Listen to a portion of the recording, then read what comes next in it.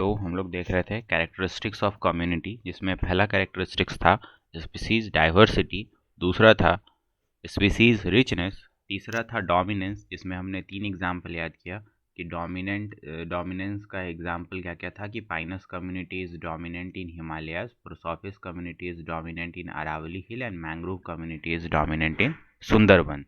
Now the next characteristic of a community is stratification. Strata मतलब layer. Now you can see this. This is an example of forest stratification. Due to different height of vegetation, due to light requirement, this kind of structure is formed. अगर कहीं पे जैसे tropical rain forest, इसको बोलते हैं multi storeyed forest. मतलब maximum 5 strata यहाँ पे होता है. सबसे पहले सरफेस ड्वेलर होगा प्लांट, फिर हर्ब्स, फिर अंडर स्क्रब्स, फिर स्क्रब्स और फिर ट्री. तो सबका हाइट अलग अलग है, जिसके कारण ये मल्टी स्टोरी बिल्डिंग तो होता है, ये मल्टी स्टोरी फॉरेस्ट है. इसका एग्जांपल है ट्रॉपिकल रेन फॉरेस्ट. तो आपको स्ट्रैटिफिकेशन देखने के लिए मिलता है. यही है stratification. Vertical arrangement of different species in a community is called stratification. ठीक है, vertical arrangement of different species in a community is called stratification. Strata means layer. क्यों होता है stratification? Due to availability of light, requirement of light and growth pattern of vegetation. ठीक है, ये 3 reason है stratification के होने का. नेक्स्ट है हमारे पास लेक स्ट्रैटिफिकेशन. ये होता है due to requirement of light. ठीक है, lake stratification due to requirement of light. और जो फॉरेस्ट स्ट्रैटिफिकेशन है, this is due to different height of vegetation due to light requirement. तो दोनों का main reason basically light requirement ही है. तो अब यहाँ पे क्या है देखते हैं. ये हम लोग को दिख रहा है, ये है हमारा लेक, जो येलो कलर का है पूरा, वो लेक है. लेक में कुछ जोन होता है. सबसे नीचे वाले जोन को बोलते हैं प्रोफंडल जोन. कौन सा जोन बोलते हैं? Profundal zone. और जो ऊपर वाला रीजन है लेक का, उसको बोलते हैं लिम्नेटिक जोन. Limnetic zone. तो जो प्रोफंडल जोन होता है हमारा लेक का सबसे नीचे वाला हिस्सा, जो सबसे नीचे वाला हिस्सा होता है, ये वाला पार्ट, इसको बोलते हैं प्रोफंडल जोन. यहाँ पे होता है हेट्रोट्रॉप्स, क्रैब, मलस्का और the main decomposers of the nature, bacteria and fungus. ठीक है, तो यहाँ कौन कौन होता है सबसे नीचे? हेट्रोट्रॉफ जैसे कि क्रैब एंड मलस्का, और दूसरा डिकम्पोजर. तो प्रोफंडल जोन में हेट्रोट्रॉप भी है, डिकम्पोजर है. डिकम्पोजर कौन कौन? Bacteria, fungus. और हेट्रोट्रॉप्स कौन है? क्रैब एंड मलस्का यहाँ पे होता है. उसके बाद लिम्नेटिक जोन में जाते हैं. तो लिम्नेटिक जोन में ये जो दिख रहा है, ये है बेसिकली फाइटोप्लैंक्टन. ये क्या है? फाइटोप्लैंक्टन. मतलब main producer of aquatic ecosystem, जैसे कि साइनोबैक्टीरिया एंड डायटम्स. तो 2 चीज़ याद रखो कि लेक इकोसिस्टम, जब हम लोग देखेंगे किसी लेक स्ट्रैटिफिकेशन को, तो नीचे होगा हमारे पास डिकम्पोजर. किस जोन में? प्रोफंडल जोन में. यहाँ पे होगा डिकम्पोजर. और ऊपर की तरफ देखेंगे तो यहाँ पर होगा प्रोड्यूसर. डिकम्पोजर है bacteria and fungus, and producer है, 2 ही तो है, चीफ प्रोड्यूसर ऑफ ओशियंस. कौन कौन सा? डायटम्स एंड साइनोबैक्टीरिया, मतलब blue green algae. Diatoms and cyanobacteria. ठीक है, नीचे वाले जोन को कौन सा जोन बोलते हैं? इसको बोलते हैं प्रोफंडल जोन. और ऊपर वाले जोन को बोलते हैं लिम्नेटिक जोन. लिम्नेटिक जोन बोलते हैं. ठीक है, उसके बाद बीच में कुछ एरिया होगा. एक होता है हमारे पास फ्री फ्लोटिंग प्लांट. ये दिख रहा है, ये है फ्री फ्लोटिंग प्लांट. इस फ्री फ्लोटिंग प्लांट का 3 एग्जाम्पल है, निम्फिया, इकॉर्निया, निलम्बियम. और एक है हमारे पास सबमर्ज्ड प्लांट, जो पानी में धंसा हुआ है, इसको बोलते हैं सबमर्ज प्लांट. इसका 2 एग्जाम्पल है, हाइड्रिला एंड वेलिस्नेरिया. तो ये सब एक्वाटिक प्लांट है. एक्वाटिक प्लांट जो है उसका भी नाम यहाँ पे याद कर लेते हैं कि भाई एक्वाटिक प्लांट कितने टाइप का होता है? 2 टाइप का एक्वाटिक प्लांट होता है. एक हमारे पास जो एक्वाटिक प्लांट होता है वो होता है हमारा फ्री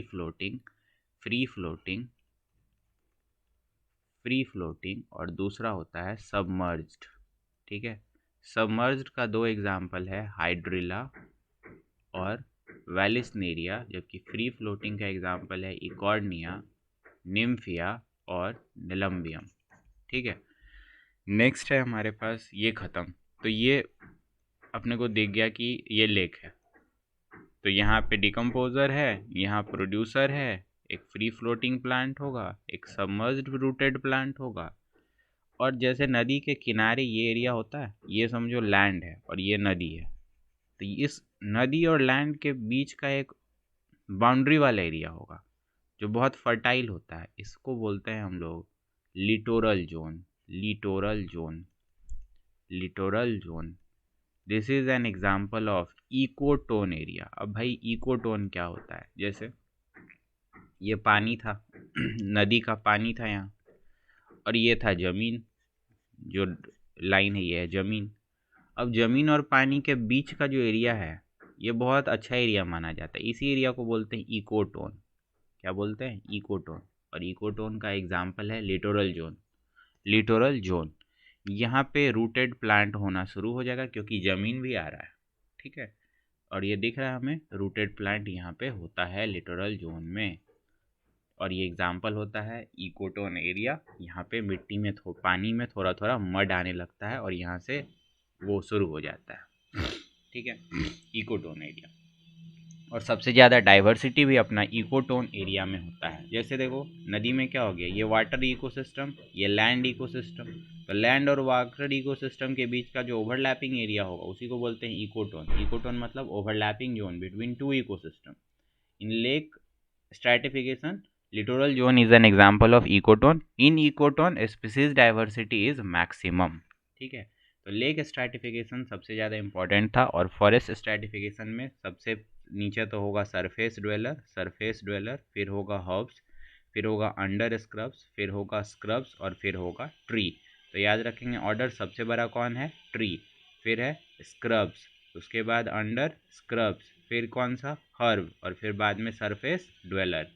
और फॉरेस्ट में क्या, और एक्वाटिक इकोसिस्टम को अगर देखेंगे एक्वाटिक इकोसिस्टम को, तो वहाँ पे 3 जोन है। कौन कौन सा जोन? लेक इकोसिस्टम में 3 जोन है। पहला जोन कौन सा? प्रोफंडल जोन, सबसे नीचे वाला। यहाँ पे क्या होता है? डिकम्पोजर होता है और हेट्रोट्रॉफ होता है। दूसरा जोन हमारा लिम्नेटिक जोन। लिम्नेटिक जोन में क्या होता है हमारे पास? Phyto plankton. और तीसरा हमारे पास जोन होता है वो होता है इकोटोन एरिया, जिसका एग्जांपल है लिटोरल जोन। लिटोरल जोन, यहाँ पर रूटेड सबमर्ज्ड प्लांट होते हैं, रूटेड प्लांट होते हैं। तो 2 टाइप का स्ट्रैटिफिकेशन भी क्लियर हो गया, forest stratification, lake stratification and what is ecotone. Then हमारे पास आता है सक्सेशन। सक्सेशन का मतलब होता है कि कोई बंजर एरिया है, बैरन एरिया है, वहाँ पे प्लांट कम्युनिटी का डेवलपमेंट हो जाए, उसको बोलते हैं सक्सेशन। या फिर प्री एग्जिस्टिंग कम्युनिटी है, उसका रिप्लेसमेंट हो जाए किसी नए कम्युनिटी से, उसको भी बोलते हैं सक्सेशन। सक्सेशन मतलब जहाँ पे कुछ नहीं है वहाँ पे अब कुछ हो जाए, या कुछ है और उसके बाद उसको रिप्लेस करके कुछ और हो जाए, उसको बोलते हैं सक्सेशन। अब सक्सेशन में क्या होगा, मान लो ये रेगिस्तान, यहाँ पे कोई पेड़ पौधा नहीं, कुछ नहीं, तो यहाँ पे जो पहला स्पीसीज का डेवलपमेंट होगा या पहला कम्युनिटी जो आएगा उसको बोलेंगे हम लोग पायोनियर कम्युनिटी। पायोनियर बोलेंगे, ये पहले बार आया और ये स्टेबल नहीं है, ये लेस स्टेबल है। उसके बाद कोई और कम्युनिटी आएगा, फिर कोई सी कम्युनिटी आएगा, फिर कुछ कुछ आएगा और लास्ट में बन जाएगा मान लो यहाँ फॉरेस्ट, ठीक है, इसको बोलेंगे क्लाइमैक्स, क्लाइमैक्स कम्युनिटी। तो किसी भी सक्सेशन में 2 चीज़ होता है, जो सबसे पहले आता है उसको बोलते हैं पायोनियर कम्युनिटी जो कि लेस स्टेबल होता है, और जो लास्ट में बन जाता है उसको बोलते हैं क्लाइमैक्स कम्युनिटी जो कि मोस्ट स्टेबल होता है। बीच में जितने भी कम्युनिटी आते हैं उनको बोलते हैं सीरल कम्युनिटीज़, ठीक है। और जो क्लाइमैक्स कम्युनिटी बनता है वो हमेशा मीज़ोफाइट कहलाता है, मतलब म्यूजिक कंडीशन यहाँ पे होता है, मीडियम वाटर कंडीशन होता है, ना तो पानी ज़्यादा बहुत ज़्यादा ना तो बहुत कम। तो इसको समझते हैं एग्जाम्पल से। तो पहला एग्जाम्पल है हमारे पास, पहले तो देख लेते हैं भाई सक्सेशन क्या होता है। सक्सेशन क्या होता है? बैरन एरिया पे कुछ हो जाना ही सक्सेशन है, ठीक है। अब ड्राई एरिया में अगर सक्सेशन होगा तो वहाँ पे पानी कम होगा पहले इनिशियली, तो पानी कम मतलब जेरिक, पानी ज़्यादा मतलब हाइड्रिक, तो वेट एरिया को बोलते हैं हाइड्रिक एरिया, ड्राई एरिया को बोलते हैं जेरिक एरिया। अब ड्राई एरिया में सक्सेशन इज कॉल्ड जेरार्च या फिर जेरोसिरे, वेट एरिया में सक्सेशन इज हाइड्रार्च या फिर हाइड्रोसिरे। अब रॉक पे सक्सेशन होगा तो बोलेंगे लिथोसिरे, सैंड पे होगा तो सैमोसिरे, एसिडिक वाटर में होगा तो बोलेंगे ऑक्सैलोसिरे, हैलोसिरे मतलब सॉल्टी वाटर में हो रहा है सक्सेशन। सक्सेशन प्राइमरी भी होता है और सेकेंडरी भी होता है। प्राइमरी का मतलब कि कुछ नहीं था, बैरन एरिया पे कुछ हुआ तो भाई बैरन एरिया पे हुआ तो प्राइमरी सक्सेशन। सेकेंडरी मतलब यह रिप्लेसमेंट से हुआ है, मतलब पहले कोई कम्युनिटी था और बाद में ये हुआ तो सेकेंडरी सक्सेशन। और एक चीज़ याद रखें कि सेकेंडरी सक्सेशन इज़ फास्टर, क्योंकि यहाँ पे पहले से ही ह्यूमस व्यूमस है मिट्टी में।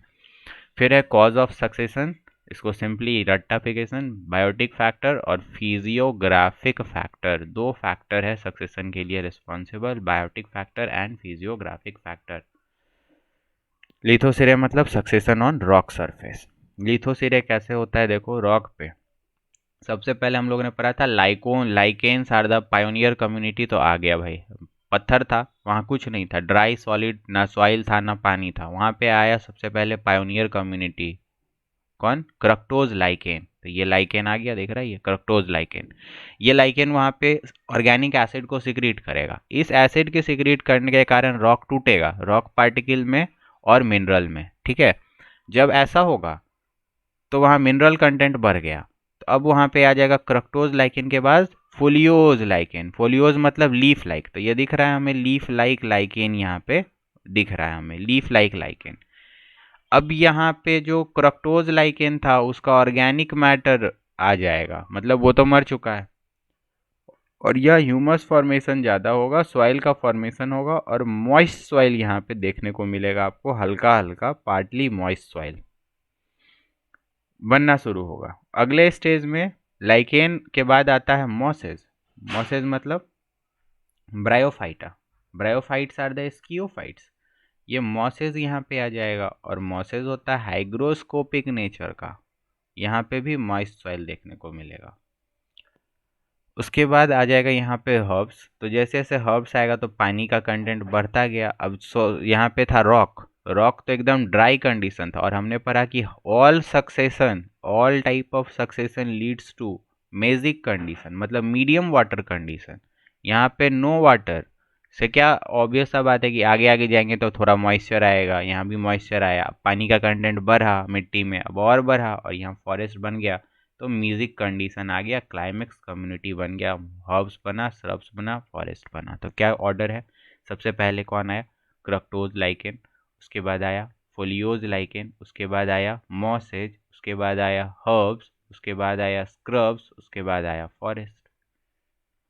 ये है हमारा सक्सेशन ऑन रॉक सरफेस, जिसको बोलते हैं क्या, लिथोसिरे।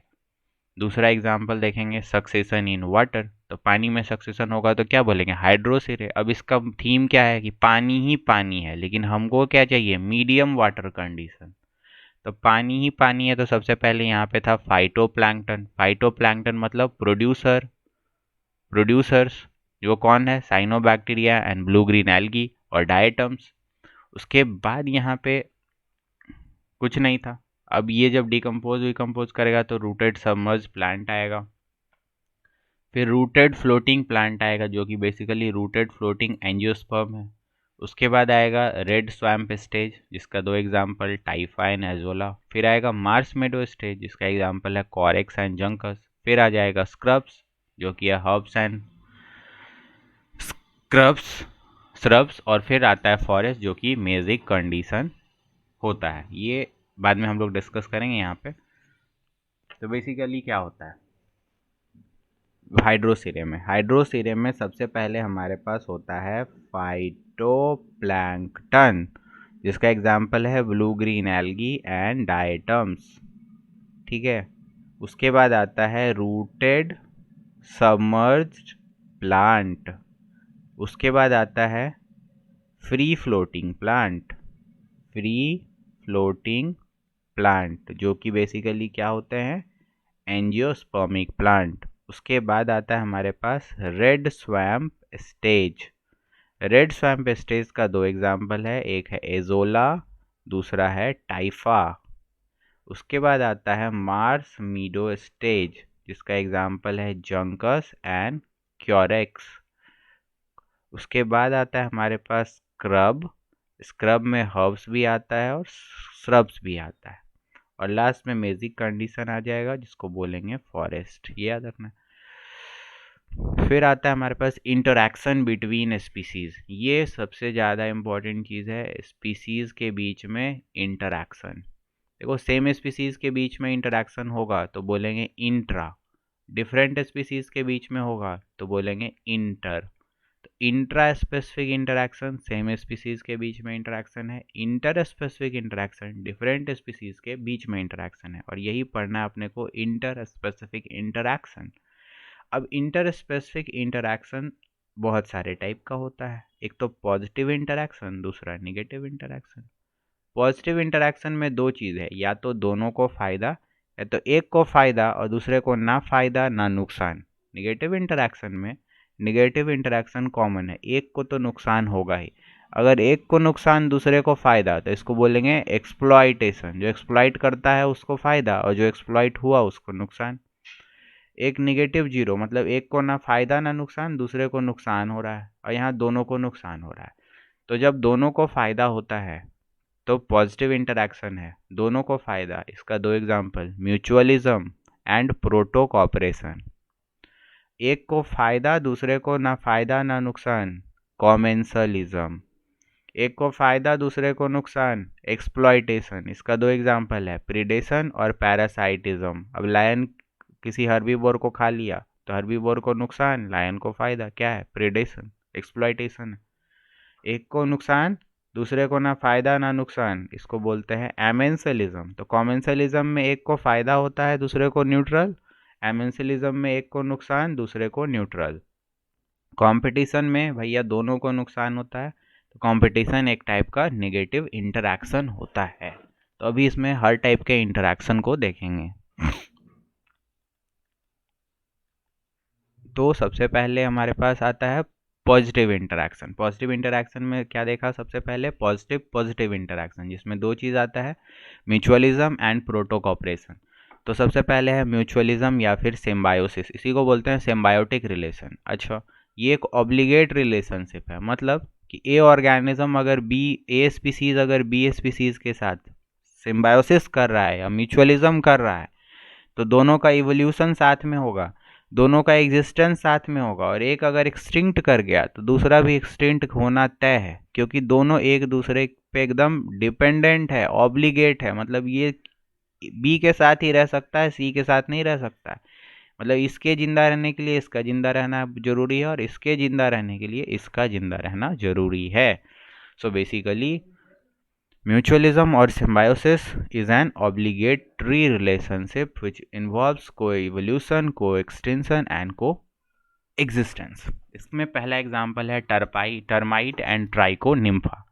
अब टर्माइट होता है दीमक, तो ये जो बड़ा वाला दिख रहा है दिस इज टर्माइट, और इसके अंदर एक प्रोटोजोआ रहता है ट्राइकोनिम्फा। अब दोनों को फ़ायदा है, दोनों को फ़ायदा ये है कि प्रोटोजोआ को शेल्टर मिल गया, ये प्रोटोजोआ दिख रहा है, इस प्रोटोजोआ को मिल गया यहाँ पर शेल्टर रहने के लिए, किसके अंदर? टर्माइट के अंदर। और टर्माइट को क्या हो रहा है कि ये जो प्रोटोजोआ है वो खाना को डाइजेस्ट कर दे रहा है, मतलब टर्माइट के फूड को ये प्रोटोजोआ ट्राइकोनिम्फा डाइजेस्ट करके दे रहा है और ट्राइकोनिम्फा को शेल्टर एंड फूड मिल रहा है। तो this is an example of mutualism, दोनों को फायदा है और इसी के अंदर ये रहेगा, किसी दूसरे के अंदर नहीं रहेगा। सेकेंड एग्जाम्पल है माइकोराइजा। माइकोराइजा में क्या होता है? माइकोराइजा में fungus root of higher plant पे लग जाता है, ठीक है। तो फंगस को शेल्टर मिल गया और खाना मिल गया, और इस हायर प्लांट को ये मिनरल एंड वाटर एब्जॉर्प्शन में हेल्प किया, दोनों को फायदा।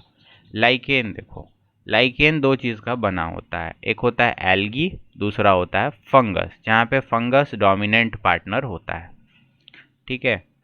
तो होता क्या है भाई, फंगस डोमिनेंट है और एल्गी को बोलते हैं फाइकोबायोंट और फंगस को बोलते हैं माइकोबायोंट। तो जो हमारा ये ब्लू वाला दिख रहा है वो एल्गी है, और एल्गी को मिल रहा है फूड, एल्गी बनाएगा फूड, और फंगस को ये सब फायदा होगा। इसी प्रोसेस को बोलते हैं हेलोटिज्म। ये वाला रिलेशन, दोनों को फायदा है ना। एल्गी फोटोसिंथेसिस करके खाना बनाएगा और फंगस बदले में उसको मिनरल देगा, वाटर एब्जॉर्ब करके देगा, शेल्टर देगा और फूड भी दे ही रहा है।